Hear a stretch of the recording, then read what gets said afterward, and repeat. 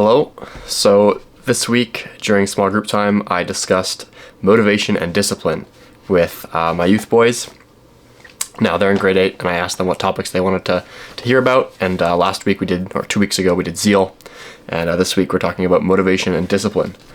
They also wanted to do goal setting, but I decided that's kind of a separate topic. We only have like 20-30 minutes, and that's getting too long. So, okay, so the first thing I want to do is to distinguish between motivation and discipline, right? I think it's kind of like a common thing to hear online that like motivation is bad. You don't want to be motivated. You want to be disciplined, right? Kind of contrasting the two. But actually, I think this is a bit of a oversimplified picture to have in your mind. Really, you need both motivation and discipline to accomplish something. Now, motivation is the why or the reason behind why you do something, right? So that can be good or bad, as we'll see in a moment. Discipline, on the other hand, is consistent action and self-control in order to achieve something, right? So doing it even when you don't feel like it or if it's hard. A discipline is like a muscle, right? The more you do something or do hard things, the higher your ability to do other hard things, right? It translates across domains. So the example here is, for them, it's very applicable, right? I want to get a good grade in math. I want to get an A. How do I do that? Well, your motivation could be weak or temporary, such as, I feel like studying right now, or hey, my mom's going to kill me, I better study for this exam, right? Or the motivation could be strong and steady, right? Like I want to get an A so I can prepare myself for high school. So discipline then, it would be like setting aside 20 minutes of time every day to work on math problems that you got wrong during class or something like this, right? So that's the difference between motivation and discipline. Now, I had a few verses that I wanted to go over, and then after each one, I would like pause and ask them what we learned from this verse about motivation and discipline. So the first is from Colossians. It's 3:23-24. And it says, "Whatever you do, work at it with all your heart, as working for the Lord, not for human masters, since you know that you will receive an inheritance from the Lord as a reward. It is the Lord Christ you are serving." So I asked them, what did we learn from that verse? Some of the things would be that we don't do it for ourselves, we do it for God, right? Our motivation should always be tying back to our faith. Secondly, you'll receive an inheritance, right? So we don't just labor for benefit on earth, but also benefit in the afterlife, in heaven. And then thirdly, we're supposed to work at it with all our heart, not being half-hearted or kind of dragging our feet, but doing it with purpose and intention. I can't talk. Another similar verse would be 1 Corinthians 10:31, right? So whether you eat or drink or whatever you do it all for the glory of God. The next one we went over is Romans 5:3-4. That one says, "Not only so, but we also glory in our sufferings, because we know that suffering produces perseverance, perseverance character, and character hope." So, boys, what did we learn from that verse?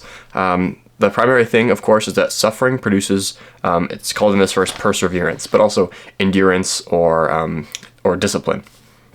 So pushing through difficult beginnings in order to build the habit of and the skill of discipline.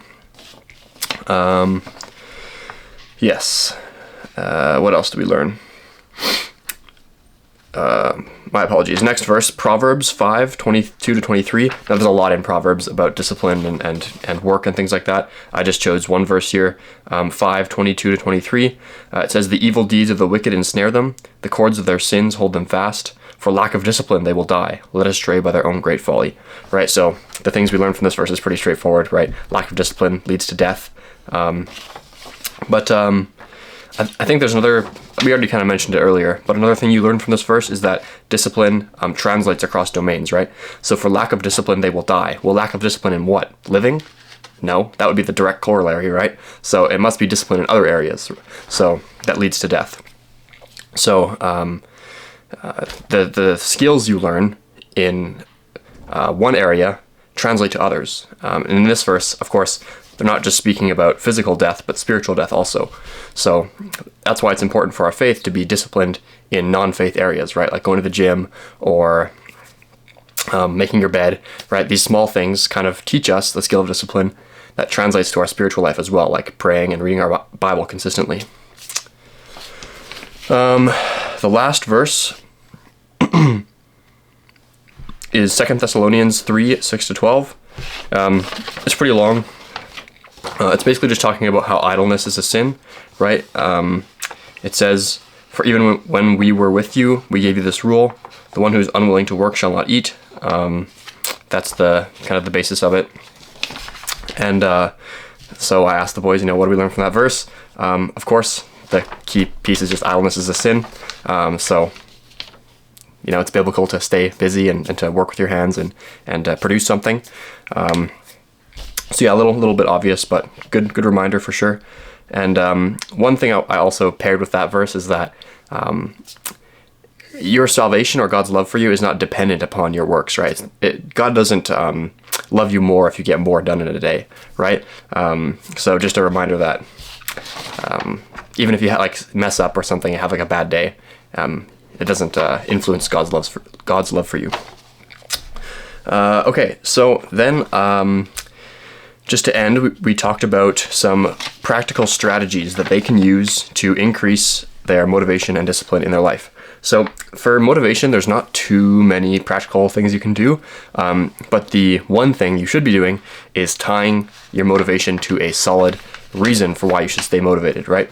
So, and that reason, as Christians, should always tie back to our vocation in our faith in God. So going back to that example earlier about getting an A in math class, which is very applicable for a grade 8 kid, instead of saying, my parents are going to kill me, I feel like studying, I should study now. Instead, you should say something like, well, I want to develop my intelligence and mental strength so that God can use it for his good purposes someday. And also, I guess, honor your parents too. Another good reason. So yeah, that's sort of the main thing for motivation. But discipline, on the other hand, there's many things you can do to kind of increase your discipline and work ethic and ability to be productive. So the first thing is distractions, right? Distractions are kind of the main thing that prevent us from working hard. They come in all shapes and sizes, right? I think the main one in the 21st century is the phone, any sort of screen. That's kind of the main one. So yeah, the practical strategy, I guess, would be to physically remove yourself from the thing that's distracting. So if you need to put your phone in another room, something like that, that's a great idea. Next up is to set aside a physical space to work in, right? So this is an example. If you go on your phone in your bed, when you try to go to sleep, your brain is used to getting dopamine and stimulated while you're in the bed, and so you don't fall asleep. But if you never use your phone in bed, you only use it at your desk or at the table, then when you go to lay down in bed, you fall asleep right away because your brain associates the bed as only sleeping, not with scrolling on your phone. Another thing, set a timer, right? There's this thing, you can look it up, it's called Pomodoro, I think. It's like a 20-minute work, 5-minute rest or something like this. You can adjust the lengths, and it just you get 20 minutes of work done, 5-minute break, 20 minutes of work, right? So scheduled breaks kind of help keep you disciplined and working hard. Another thing would be building habits, right? So like I said earlier, discipline's like a muscle. The more you practice it, the more you get better at it. So incremental improvements add up. There's this great quote from Tolstoy from War and Peace. He says, "A man on a 1,000-mile walk has to forget his goal and say to himself every morning, 'Today I'm going to cover 25 miles and then rest up and sleep,'" right? Don't let your big goals kind of overwhelm you. So chunking your goal into smaller sections is helpful to not be overwhelmed. Another thing is not getting discouraged, right? Sometimes people will build a really good routine, they have their New Year's resolutions, they're like, okay, I'm gonna do it, and then 2 weeks go by, they miss a day, and then one day becomes 2 days, and they kind of just they tell this lie to themselves that they're not good enough and that they failed, and then it snowballs, right? So if you have a bad day, if you mess up, just wake up, fresh day, restart. Don't get discouraged. Another thing that the boys brought up that I didn't have written down is competition, right? A little bit of friendly competition can go a long way, especially with young boys, right? So if you have a brother, or if you have a colleague or a classmate in the same with the same goal as you, you can kind of maybe gamify it a little bit to see who can get there first or make more progress or something. Yeah, so friendly competition is another great way. Tracking progress, okay? I know that habit trackers are pretty common, right? It's like a grid. On the x-axis you have or y-axis you have all the different habits. X-axis is time.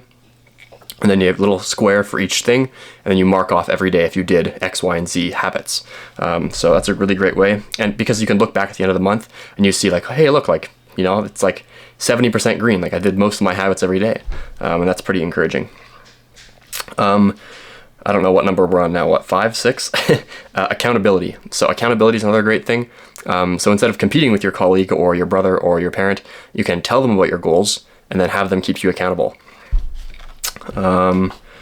Lastly, of course, this is the obvious Sunday school answer. You can pray for discipline, which I know it's a Sunday school answer, but it's still a good one. Some questions in closing for you to ponder once you click away from this video would be, where do I currently get my motivation from, right? Is it a healthy place, or is it maybe something that's more, what's the word?